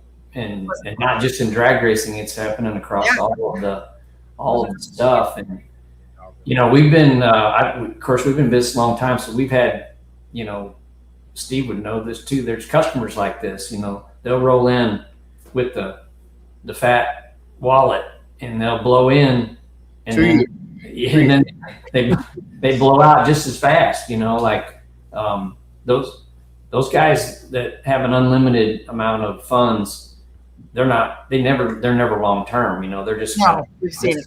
This is kind of cool for now. But this is on this particular issue is on an absurd level. Like, Yeah. Not only are we going to buy the IHRA, we're going to buy every fucking racetrack that's standing. You know, like I'm going to own all the racetracks and the sanctioning body and all the series and everything to go along with it. I mean, that is crazy. Like that's just so much. And just from a business standpoint, I mean, how do you even start to manage that? Like, Yeah, the personnel alone. I don't know. My little company is all I can do and I work from 5 a.m. to midnight, and running that, I can't imagine. The biggest thing is, like, I make my living in this sport like you do. I need drag racing to be healthy. My biggest fear is hurting drag racing. One thing that I do hope that happens is they owe a lot of racers a lot of money. And I don't care what they get right or wrong as much as they need to pay their bills that they owe to the racer. Because if they don't do that, if they ever decide to come back into drag racing, the door will not be open for them. So that's a big deal. yeah. Our community doesn't forget shit like that. Right. I still remember 2012 and 13. I still get up thinking about it in the middle of the night. And they don't just owe a little bit, It's a right? lot. Like there's a lot to be paid, a lot. And I mean, and it's not just here. Like I confirmed yesterday that there's a round track race that was recently ran that nobody's been paid for. You know, like it's not just here. See, I mean, I don't follow it enough to be up on all of that, but like, just think about what they got. Just think about what they own, and just think about the dailies, how much is owed, like just the people, the work, you know, and the thing is some of these events were like these stupid ass fucking numbers, you know, like I'm gonna pay this, I'm gonna pay 150. Winner gets 150. Yeah, and we're gonna bring in like a top tier country star and pay him and have 14 Ferris wheels and a rodeo. Well, I mean, you think about all these people that you hired away from their good paying jobs to pay them more money, promising the moon and the stars, right? You know, they leave their jobs, probably burnt some bridges along the way, like that you can't go back across, you know, and now here they are, I'm assuming jobless, right? Like if they've canceled the rest of the year, I'm assuming I don't know that, but I mean, I would figure they're not going to continue to have jobs there. So I'm not a big speculator. Like I have no idea what's going on in the background there. And I don't, you know, everybody's got an opinion, just like everybody's, you know, like opinions are like assholes. Everybody's got one. So it's like, you don't know until you're on that side what's actually going on. So I just don't know what the outcome is going to be. I don't want anything negative. You know, I don't see anything negative towards drag racing, and something like this thing, if it, you know, is on a burnout, if it's fizzling out, I don't want to see that. I mean, I think, you know, IHRA has been kind of passed around like an old used shop towel, you know, like it's been having a lot of hands, and I don't want to see that. I don't want to see anything happen to it, but it's just there's some very definite things that anybody with common sense can see that don't seem to line up very well. Oh, show.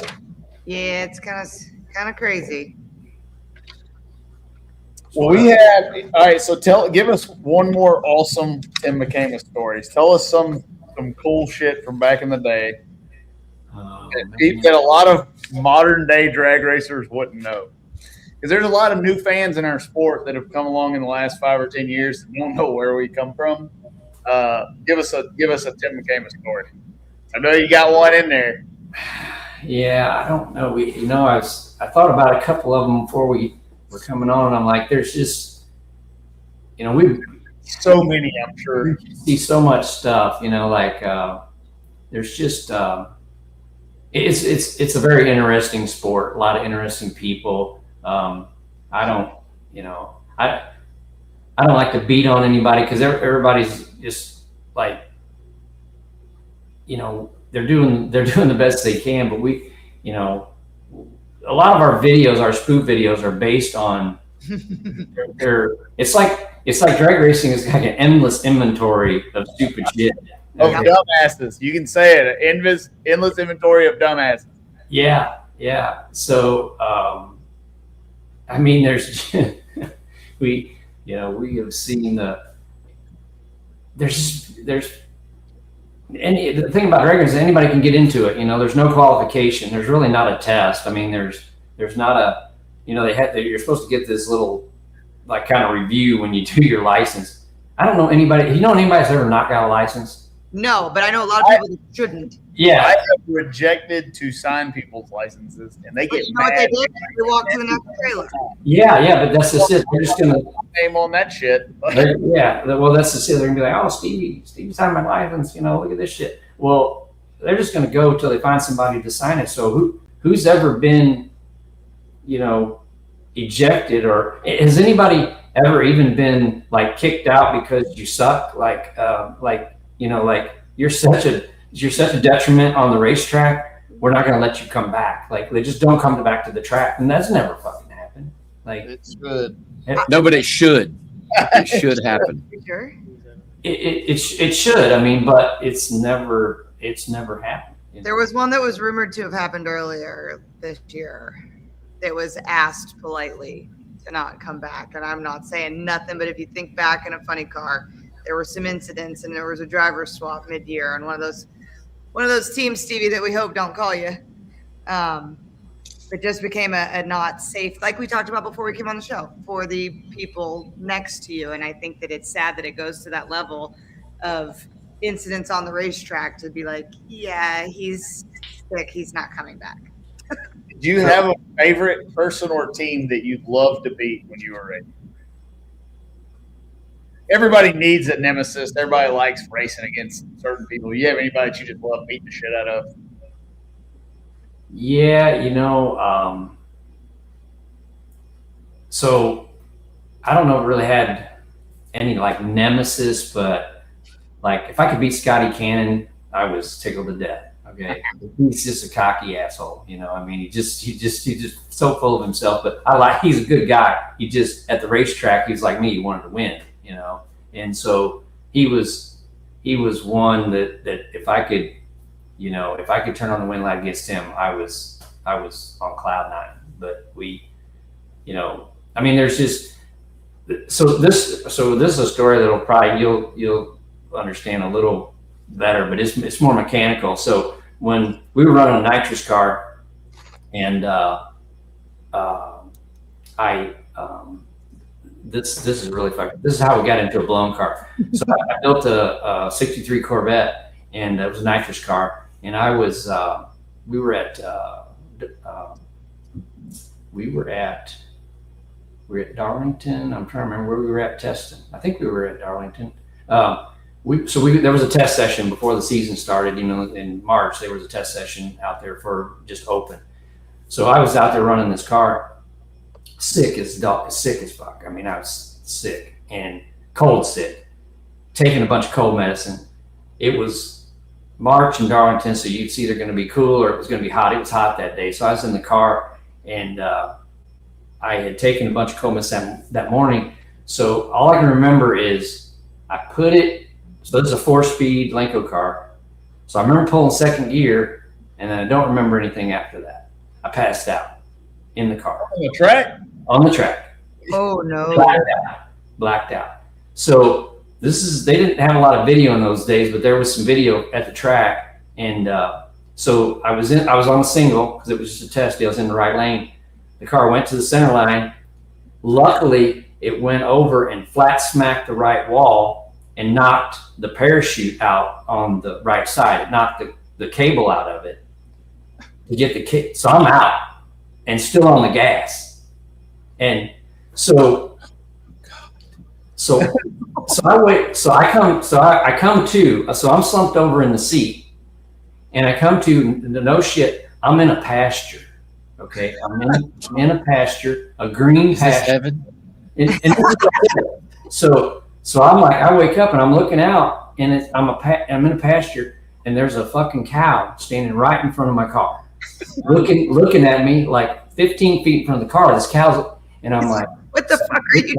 What am I doing here? I'm fucking dead. I'm like, this is what happened. Look, I'm dead. And so I look over, and my right front tire and wheel and my strut is in the passenger seat. Okay? It's in there's no seat. There's just in the passenger compartment with the nitrous bottles. And so I'm just kind of confused, you know, like I don't know what the fuck, what's happening here. And so this dude comes running down. He opens the door. He's like, "Are you all right?" And I'm like, "Fuck, dude, I don't even know where I'm at." And he's like, "You're out in the pasture." And so shit. Yeah. So I get out of the car, and this, because it was a test session, there was a farm ground at the end of the track. Well, the farmer had put up a fence at the end of the track using railroad ties for posts. So I ended up hitting the sand trap at full speed and hit that post, and it peeled. It got right between the front tire and the control arms, and peeled the strut off and threw it in the passenger seat. And I kept going until the car, because now it's digging in. Now the front end dug in and stopped out in the pasture. So I get out and I turn around. I'm not just in the pasture. The fucking sand trap is like a mile behind me. Like I can hardly see it. There's guys running towards the car, and I'm like, God damn! I'm like a mile and a half from the starting line. And so Probably wasn't raked properly. Oh fuck! So he just fucking skimmed the top.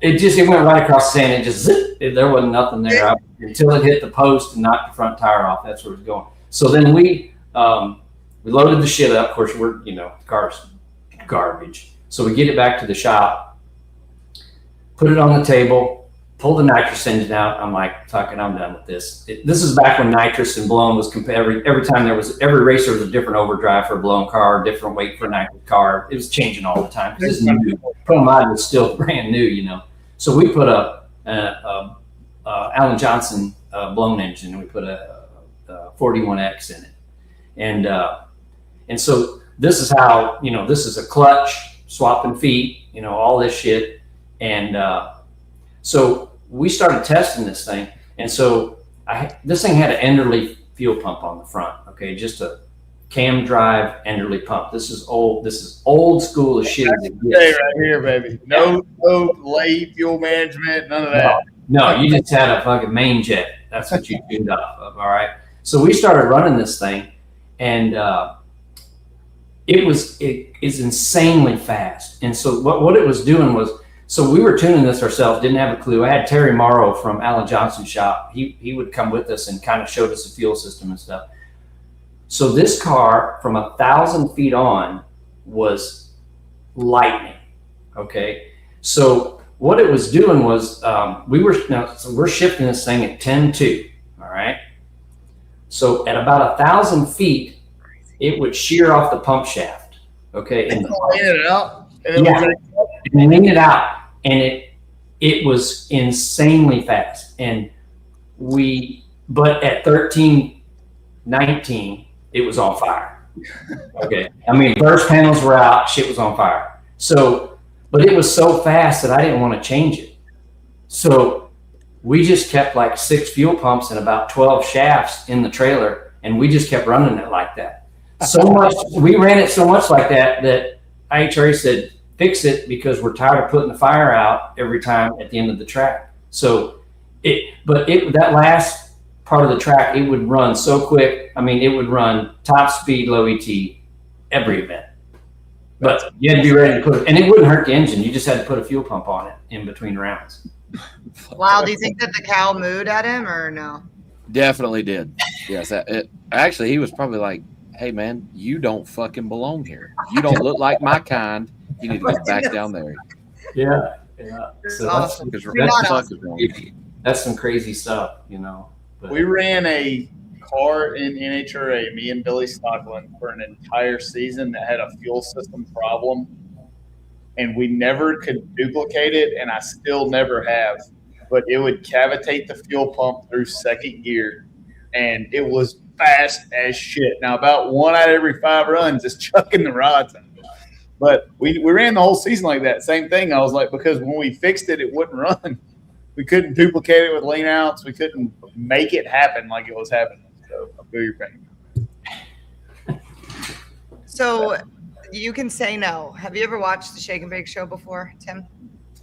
I can say that I have watched it before, but it was at lunchtime today.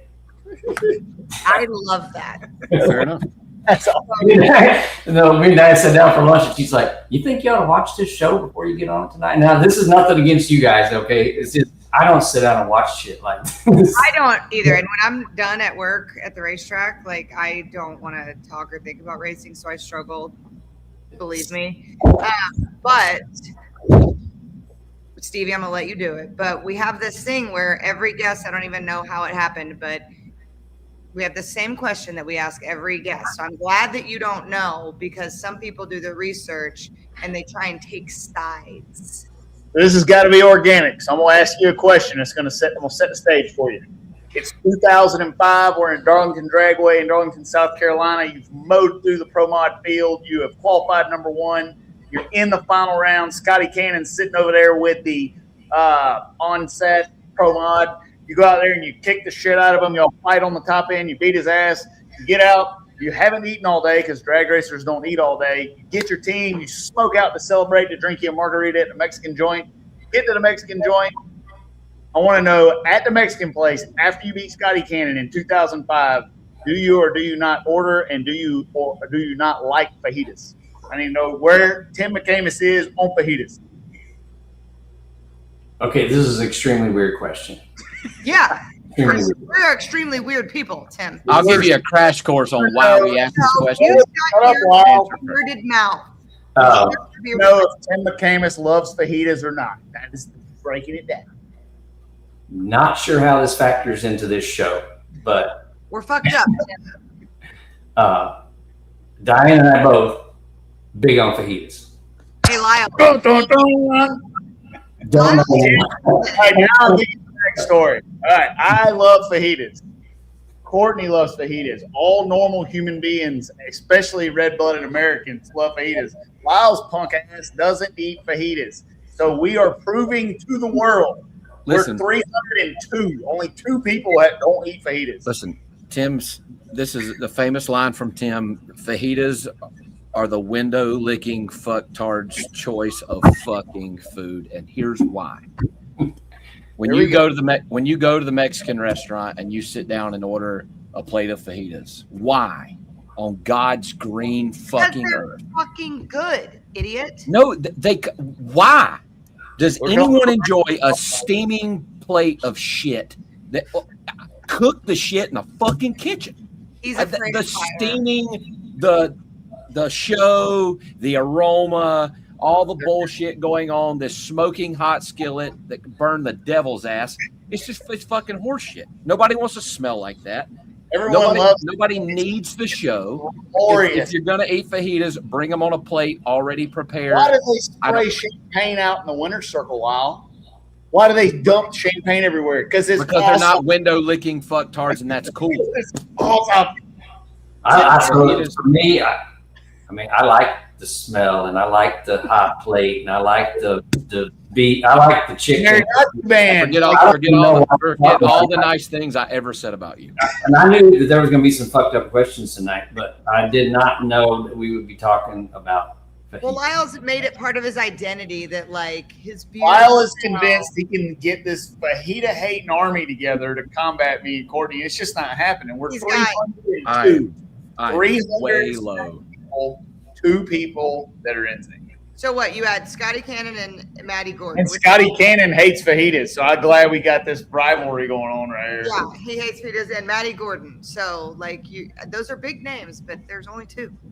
I don't know why you wouldn't like. I don't know. I don't hold it against you that you don't like him, but I don't. Look, did you Trash. see his legs Complete at the trash. beginning of this? Bro, he's fucked up. See, He just Lyle, the poison ivy probably wouldn't be so bad. That's why man. You got some deep, Whatever, deep man. rooted stuff with This smoke. this thing went off the rails. Thought It it was a always great does. show. No, we always. That's just our. yeah, you know, Lyle, you and I have never really met in person, but I do have to say you are the hairiest motherfucker I've ever seen. I stand up, turn around, pull my shorts down. You will confirm that. I'm good. I'm good knowing what I know right now. His Okay. chest. Saw a picture of him at the beach. It's bad. Looks like his fucking beard. It's built in. It's SPF. Yeah, how'd that work for poison ivy? Drink at the beach. Not well. Yeah, not good. But All right, shit. Super Tim, you got anything you want to say? You got anybody you want to talk shit about? You got any? You want to give anybody any shout outs, props? No. Is there anybody that you've been really wanting to cuss out for a long time, and now? Oh man, I'm telling you, I don't. Yeah, we don't have time for all that. I mean, I got a list of people I'd like to say some shit to, but I'm going to keep it to myself. I don't like call outs. I mean, if I don't like somebody, I like to tell them to their face, you know. But you know, you meet a lot of people. Most people are great. Some of them are just dicks. You know, I don't. And I a don't lot of say people that. are I mean, stupid. there's just people that are. It's just that's what makes the world go around. It's just a crazy amount of weird ass people. You know, I mean, there's just everybody's got their own thing. I mean, it's you know, we get to meet. This is kind of a cool business. Could get to meet a lot of interesting people because people that do this they have a cool background. You know, they have they don't just they've done some stuff, but man, there's some that are just like, I can't wait to get rid of this motherfucker. Sure. Well, But- the next time you go off and feel like making a video, you make sure to tag us in it or let us know, and we're gonna feature it on the Shake and Bake because you are kind of fucked up. Next time I'm near your shop, I want to stop in and we're going to shoot us a little special about some non-driving jokers. We'll come up with something fun. It'll be great. Yeah, we You got me and you in a YouTube video together, we'll definitely get thrown off the internet. that would be awesome. I mean, that'd be good. I think we could probably come up with some good stories. So the guys told me this only be 30 minutes. That happens like that. They said, they said, don't worry about it. They only keep guests on for 30 minutes at the most. And The awesome guests always end up taking longer. But we appreciate your time, brother. I thank y'all. This has been great. I know we've been trying to do this for a while, and I needed to see, y'all were going to make it first. But We have to prove ourselves. yeah. It's been fun. I mean, this is fun just talking shit about drag racing. So I appreciate it. You're always welcome back. Always If you welcome. have something, we even have people on for 10 minutes. If you think of something and you need to go off, you just call us. Yeah, if you want to golf on a rant for Yeah. 5 minutes, you can pop on and just let it rip and then see you guys later and then play yourself and get out. All right, I'll take you up on it. Thank you for coming on, brother. We appreciate it. Look forward to having you again soon and have a good night. All right, thank you, buddy. Y'all take care. Tim. Talk to you. Appreciate it. Now that was cool. That was cool. I'm sure that's one that could go for fucking hours. If you go for a long time, they're gonna clip. There are gonna be a lot of clips of that on the interwebs. Yep. All right, we got some random stuff to talk about, and then we got to We smoke do. you out. We'll smoke through it. Obviously, everybody knows about IHRA canceling the remaining Outlaw Nitro Series, Stock Car Series, and cuts remaining. Where did Mountain Motor Pro Stock go? Fuel altered. That's a fan message. What do you guys think about this whole deal? I know we kind of talked about it. I just hope it doesn't hurt the sport It's just more than it's just not good, man. It is not good. No, it's not good. And I hope it doesn't hurt the sport. And I've gotten a lot of shit. We've all gotten a lot of shit. We didn't take the job that wanted to double our salaries, didn't do all the things because of these red flags, and we weren't hating and we didn't want it to fail. And this isn't I got somebody comment on my thing. Oh, you're boasting. I'm not fucking boasting. I have people who lost their jobs. I have friends who got sponsorship money who can't race anymore and have to pay them back. I have people who are out 250 grand. No one wanted this, but it was so easy to see. And the thing that pisses me off the most, since you asked, is all these fucking people who are still swinging like he's a savior. Like this guy, what happened here is going to hurt the sport, period. No matter how it goes down, if it's one track or all of them that we lose over this is not good. And people are still John Anderson swinging, and it pisses me off. Let it rip. I'm with you. I read these comments. Oh, have faith. The faith is gone. The guy's selling this shit. It's over. It is. I mean, there's all the rumors flying around about what it's for. It is for sale, what he wants for it. Yeah. I mean, something personal and close to me, like Piedmont Dragway, which is fucking iconic. It's where the big dog shootout originated. A lot of your pro mod greats have ran there. Some cut their teeth there, and it is leveled and is absolutely nothing right now. It's not. I mean, there's nothing there. And is it coming back? Listen. We've only know what's been confirmed, but we're all in the industry, and we all know the people who have gotten certain phone calls. It's over. It's over. Someone may buy it, may come back in a different manner like it always has before, but it's fucking DUN done. I just wanted them to get commerce back open. That's all. That's what I wanted out of the deal. Yeah. The last day to get your Redneck Courtney Americana shirt is July 17th. So So if you guys want to sport that pretty gem right there, you got a couple days left to get it. Can't wait to show my daughter this one day. Yeah, I cannot wait for that. That's prime time. We so love it. I have smoky hot news coming inside the shop. Everyone who's been cussing me out for the last 3 years about Project Ronnie, we have finally moved Project Ronnie to the new shop. I think we got some photos of that. Oh, yeah, baby. Clay Milliken, I can tell you're shaking in your boots. Look at that sexy shadow sitting back there all covered up. So we got that thing back there, and we're working on stripping it. I got a funny story for y'all about this thing. These guys went to get it at my old shop and were unable to move it. So they decided to steal the wheels and tires off my boat trailer and put on it. And they actually got them on there and moved it, but they did KO some of the wheel studs on my boat trailer. So Ronnie's here, but I can't use my boat. I think they got fixed. Post that on Shake and Bacon. Tag Clay. Let him know. Oh yeah, I'm coming. Bentley's going down. What else? Announced the first 4 races, a major shift in the schedule, shift back to pre-COVID. Pomona. Yeah, what do you think about that unit? About coming west to east instead of east to west? What do you think? I mean, it worked for 68 years. I think that racing in California and Phoenix in March is not smart. So getting it back there, shorter off season, I don't love. I just hope they don't fill it back up to 24 races. If we can do 20 in the span of time with an extra month in between, it'll help. But I think it's all is back well where it need to be. And the Winter Nationals don't need to be in friggin' March. They need to be in February. I agree. I will call Rusty for a free tow. Brad, we talked about and congratulated Sadie on her last show for winning the walk. That was pretty awesome. Thank you, Joe, for buying a shirt.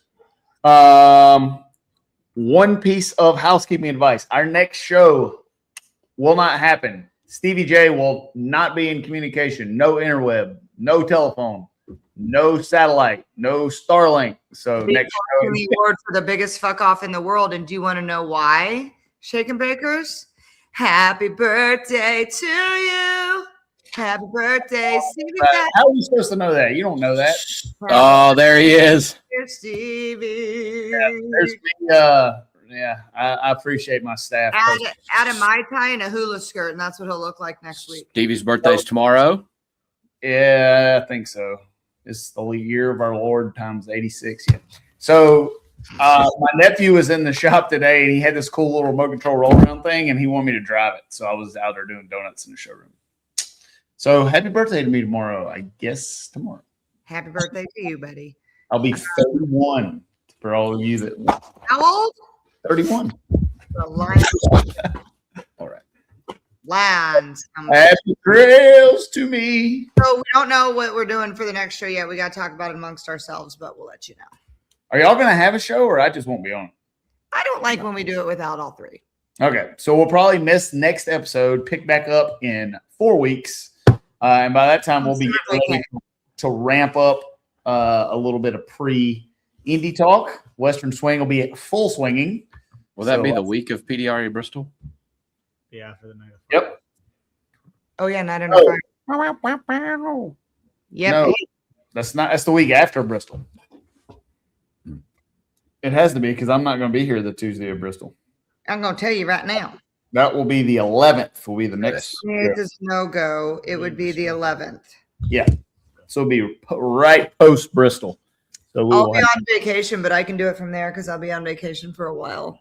Where are you going to be on vacation? Are you going to be on like maternity leave vacation? You're going to be on like vacation? No. That's not vacation, but Lake Muskoka. His whole family's coming down, and we're just going to go spend like 10 days up at the lake. So that'd be cool. Nice. Thank you all in the comments for the happy birthday. I really appreciate it. I actually forgot it was happening until some people. All right. We did it. We did it at 9:30. Wow.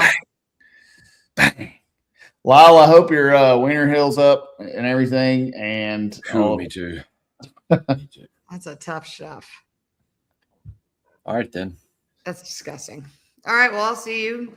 I'll be at the racetrack. So enjoy. Y'all have fun at work the next couple of weeks. And just, I hope it's miserable.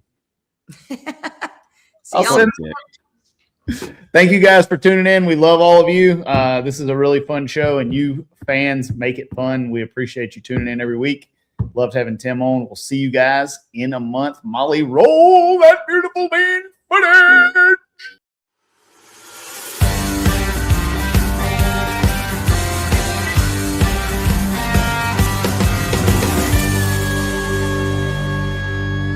Shake it back!